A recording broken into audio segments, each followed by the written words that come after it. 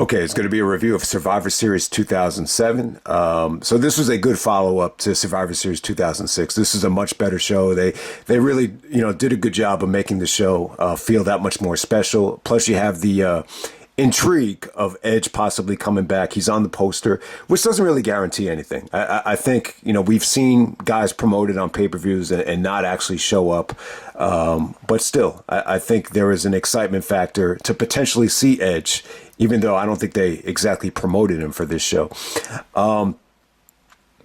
Yeah, so in the background, you'll see a steel box. This got a special edition steel box. So I'll put that in the backdrop just to do something different there. But yeah, pretty memorable show. I remember there was a YouTuber by the name of Survivor Series '07. So I think anytime you want to name yourself after the show, I mean, that shows you how special the show was, at least to some people. I don't think this show was, a home run, from start to finish, but it was definitely a fun show compared to some other Survivor Series. But yeah, that's funny. Imagine if I named myself Backlash 2002 as a YouTube username. So I've always thought that was, funny that you would name yourself after a show.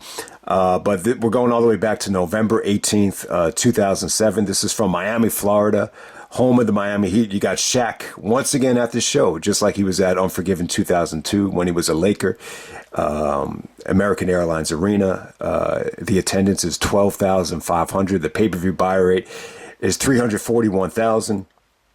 Pretty successful at the time. I think it's a solid buy rate for 2007 standards. And yeah, we're going to get right down to it, man. First match tonight, we got CM Punk defending the ECW title against John Morrison and The Miz. Yeah, so, this is the start of Miz and Morrison, starting to do some, creative things on ECW. Eventually, they got really over, but, it wasn't until like Armageddon 2008 where I think they really got over. But it was a nice step in the direction. It's funny, Miz definitely needed a lot of work at the time, but, the triple threat scenario to open up a pay-per-view, it really helped, Punk and Morrison out a lot. I think most people would agree they struggled big time, in the summer of 2007 with their pay-per-view matches. And it just wasn't because of, the what with Benoit. I mean, they just had a tough time, getting anybody invested in what happened there. Then when Punk finally won the belt, they finally clicked. And, yeah, I never really thought about it, but, True Slayer was saying in his review that he thought Punk should have lost the ECW title. This way, going in the Rumble, you have this, unpredictability factor where Punk could potentially, win the Rumble. But if he's ECW champion, you kind of, eliminate that. But I don't know. You could still, win the Royal Rumble as ECW champion. But in terms of the match, I thought the match was good. Punk was extremely over, not just with the male demographic, but you have females and kids actually chanting CM Punk's name. So it came off good. Joey Styles and Taz are still on commentary here. There is a really, really cool looking spot with, I think Punk actually did a Hurricanrana to Morrison, and then Miz actually catches him in midair for a powerbomb. It looked pretty good. I wasn't expecting that out of the Miz, but it looked solid. Punk actually gets the nice feel-good victory with the go to sleep. Match is a little bit too short for me, but I thought they made the most out of the 8 minutes they got. I thought this was one of the highlights of the show. Really, really fun stuff there to see Punk, in the opener. And once again, I would definitely agree. When you watch some of these older Punk matches in WWE, he just seems like a much more laid-back, likable guy. There's no doubt about it. Next up, we have the 10 Diva tag match. And you know what? It wasn't that bad. True Slayer was touching on the fact that Melina actually botched the split, but she made fun of herself and laughed it off, and it kind of lightened the mood for this match, so no one really took it seriously. And I think I would definitely agree with that. It wasn't as bad as I was expecting. This is not a elimination match, which would have been a heavy burden on all these women. I will say this about the match: I thought all the women looked extremely hot. It seemed to me like at the time, it looked like there was more of an emphasis to have like an extremely tight looking stomach with abs than it was to put on a great wrestling match. So, it didn't overstay its welcome. Everybody surprisingly got, a chance to shine here in just a little bit under 5 minutes. The ending was pretty creative. You had Mickie actually kiss Melina right before the finish, so I like the finish there. I don't really have a problem with seeing girls kiss girls, and I just thought it was pretty cutting edge and unexpected at the time. But it's definitely one of the weak links to the show. But it didn't like stink out the joint, and it wasn't a disaster. But you could get a glimpse of how competitive it was. To be a hot looking diva at the time. It just felt like there was a lot of competition just to look good, at that time. All right, next up we have the weakest match of the night in terms of wrestling. Well, actually, I won't say that. I didn't think the match was awful. This felt like it could have been on Raw. You just kind of ask yourself, why was this even on the show? You have Lance Cade and Trevor Murdoch defending the tag titles against Cody and Hardcore Khali. Yeah, with this particular match right here, I didn't think it was awful. I thought Cade and Murdoch, they gave the company like a nice throwback old school touch, especially Trevor Murdoch, man. That finish, it was almost like a Canadian Destroyer sunset flip that he pulled off for the finish. I didn't mind that at all. I thought they did some nice double team moves. The match was good. It's just I'm kind of baffled at the Cody Hardcore Holly pairing. When I look back on it, the only thing that they pretty much have in common is that Cody eventually bleached his hair like Hardcore Holly. Maybe that's where he got the idea. And, that's when Cody really took off, when he changed his hair color. That's really the only thing I think they have in common. But, when I look back at this, I think at the time, Cody was just so young and so inexperienced that they wanted Hardcore just to be there to kind of mentor him. And even after Cody lost this thing, it looked like Hardcore was going to snap at him and just beat him up just to, teach him a lesson, but he just kind of, gave him a smack on the ass and said, good job. It was just kind of there. But yeah, I think that was the whole point of it. Just because Hardcore Holly had such a reputation of being a bully with youngsters. If you saw the Tough Enough, there was a, I think it was Tough Enough too, right? Was it Matt? I think the guy's name was Matt. I can't remember his last name, but he destroyed this kid, and it caused a lot of controversy, and so Hardcore just had that reputation of just being a bully. And, there was even some matches where he just broke character and just started beating up guys for real. So you get the pairing. I just don't think it really morphed into anything until Cody turned on Hardcore at Night of Champions and he sided with Ted DiBiase. So we're going to move on to the handicap Survivor Series elimination match. So Matt Hardy actually got taken out by MVP. MVP turns on Matt Hardy. Looks like he's going to help him up from the knee injury, and then MVP just goes to work on Matt Hardy's knee, and a little vicious beatdown there from MVP. That was pretty cool looking back on that. But Matt Hardy's not there to team with his brother. They did a really interesting pre-match segment here with Triple H, Jeff Hardy, Kane, and Mysterio talking about how they were the underdogs, and Kane actually brings up the Katie Vick angle. And he brings up Triple H having sex with the dead mannequin, and Triple H is funny here. He's like, oh, my bad. He's like, we all did crappy things to each other, but let's just get along for one night. I think he even put Jeff Hardy in the hospital when him and Austin were the two-man power trip, so they played off of that. So it's interesting seeing Triple H in this scenario.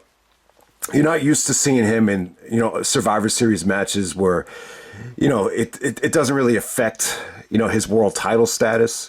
So why would he even care about this match? But I thought Triple H was fun here. He did a good job of being unselfish and a team. This is one of the few instances where you get to see Triple H be a babyface and be a team player. And it was good, man. It was a good Survivor Series elimination match. This is definitely a step up, from the previous year where they didn't really mean anything. This definitely got time. It felt important. You had good drama. You had the odds stacked against Triple H and Jeff Hardy.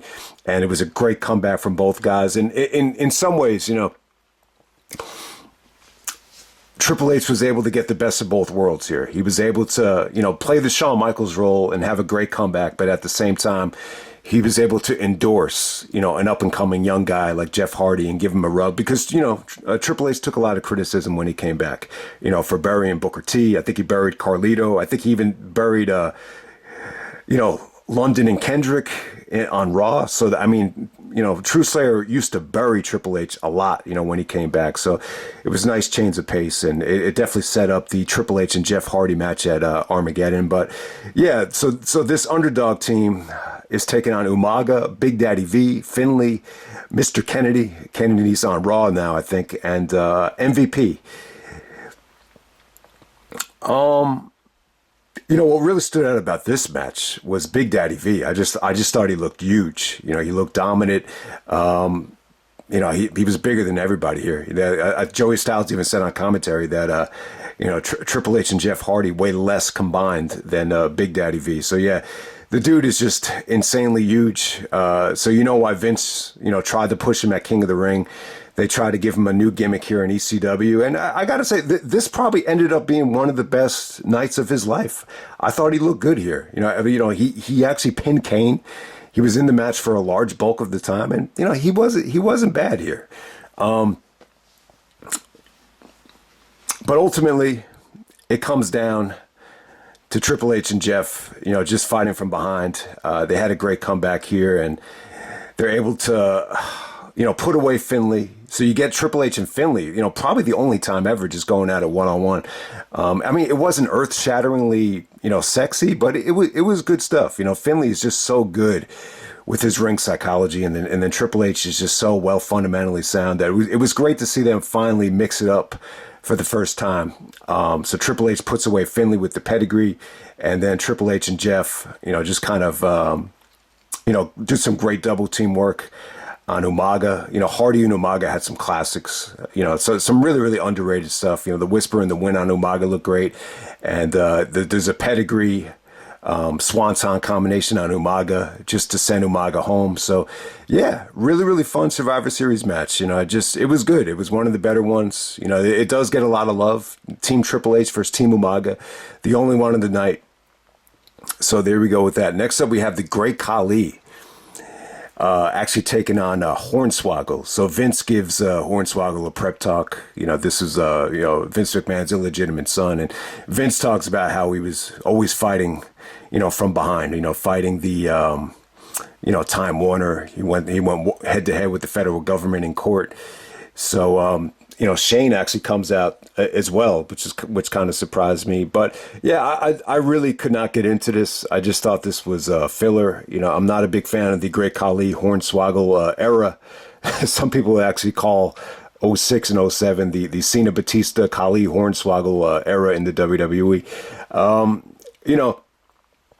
You actually had like Hornswoggle like running around and chasing Khali's manager throughout most of the match. And, the fans really weren't into it. They were into Shaq. Shaq was actually at ringside with his kids. He looked in great shape. This was during the time when, Pat Riley would find guys if their body fat exceeded a certain level. So you have Shaq out there. And, this is the only time you get to see Vince and Shaq actually interact. Vince actually gets on the mic. He's like, I don't care what you want. So Vince seemed kind of embarrassed that the fans really weren't into it. Finlay comes out and attacks Khali. I just couldn't get into this thing.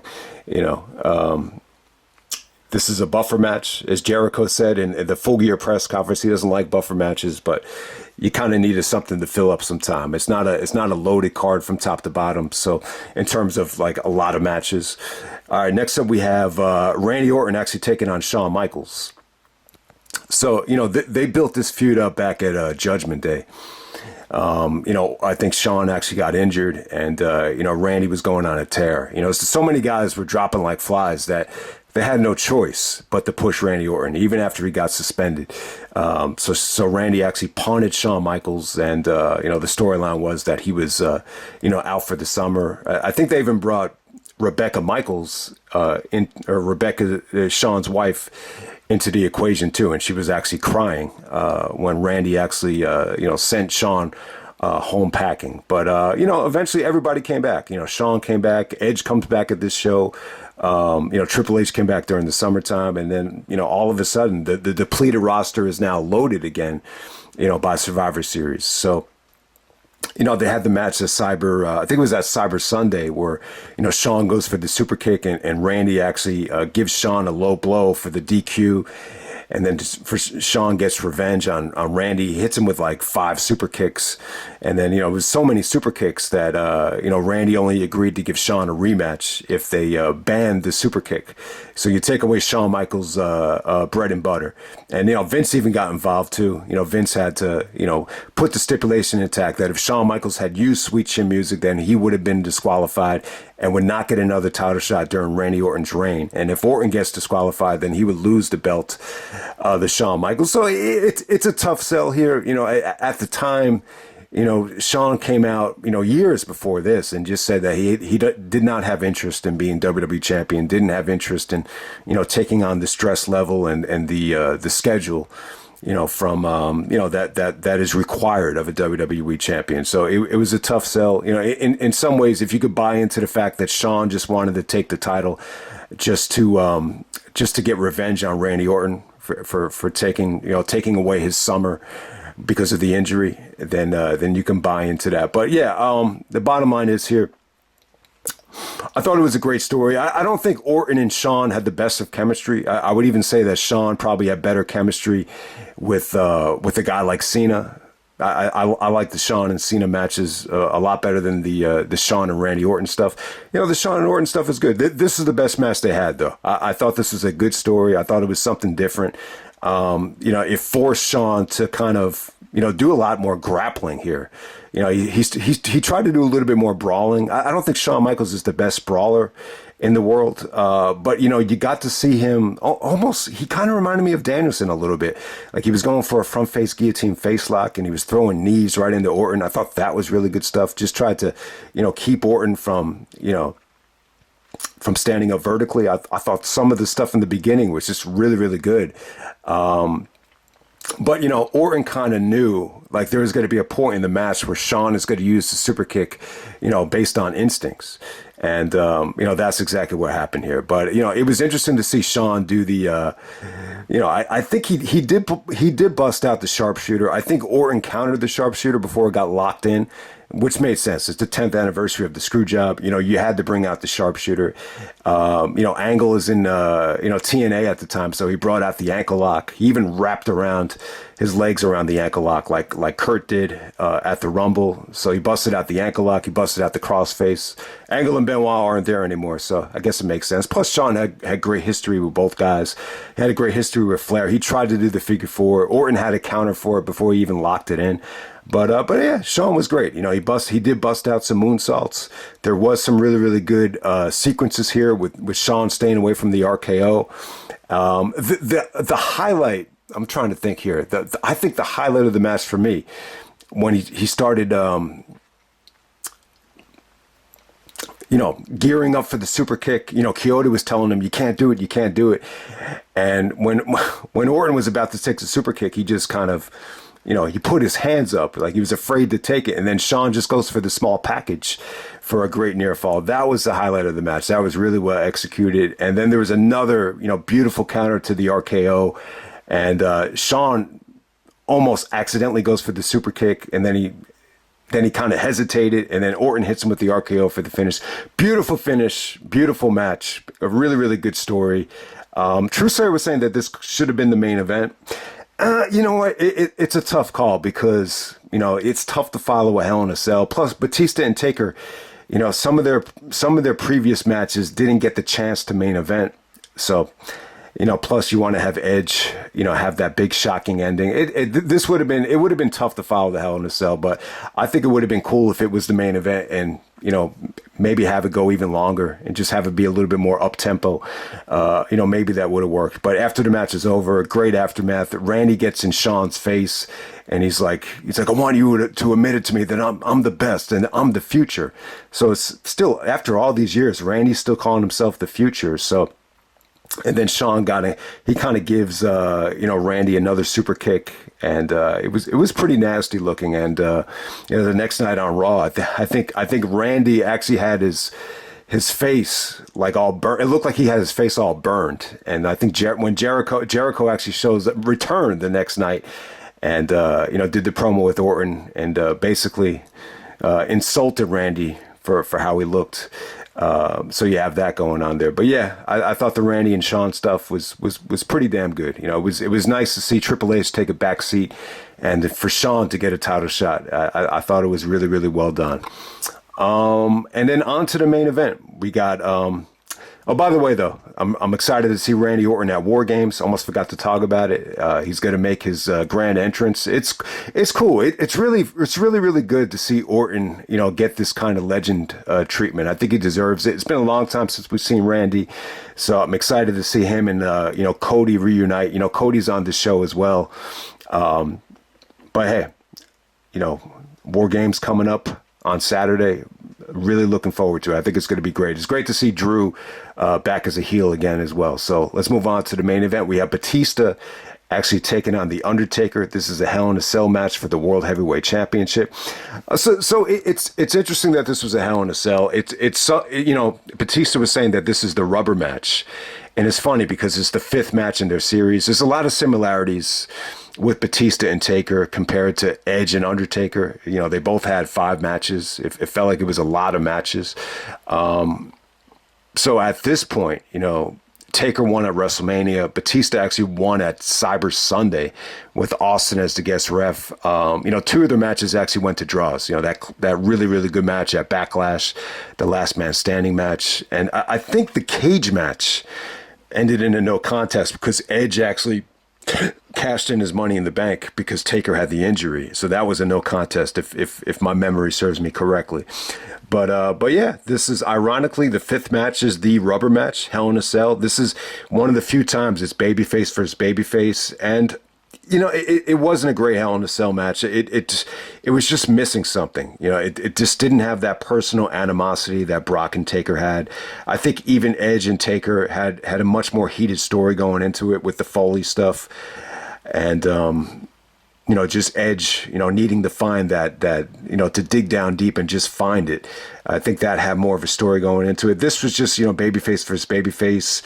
Let's just put it in a Hell in a Cell just to get a better buy rate. And, it kind of had that feel to it. Plus, I don't think it helped. They were promoting this, Raw versus SmackDown video game. And they were actually showing highlights of Taker actually chokeslamming Batista through the cell.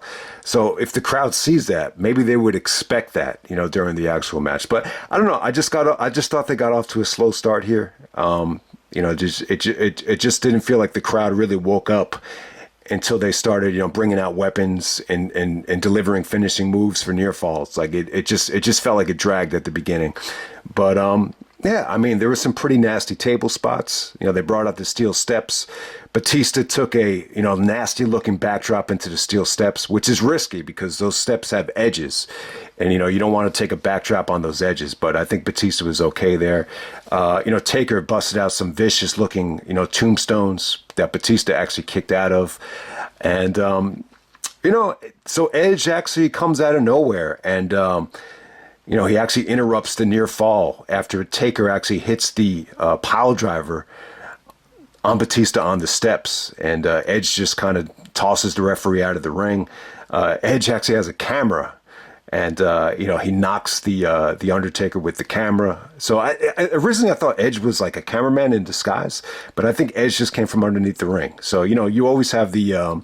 there's a history of cameramen getting beaten up in Hell in a Cell matches. But yeah, Edge was not the cameraman here. He just actually showed up with the camera and he attacks Undertaker, not Batista. And Batista actually successfully retains.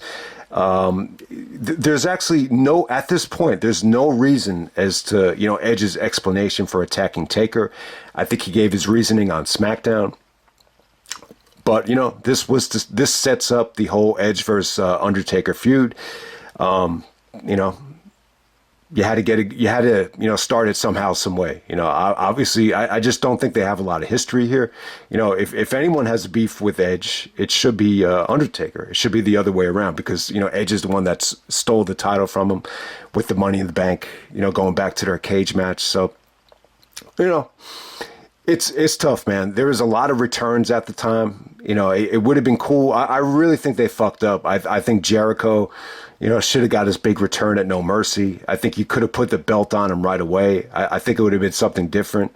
I think he deserved it. I think at this time you can clearly see that Jeff Hardy, should have been the guy, to win the Rumble and get a title shot. And I think you do probably Jericho and Jeff, or, Jeff versus Cena, however you want to do it. I just, I just think this, the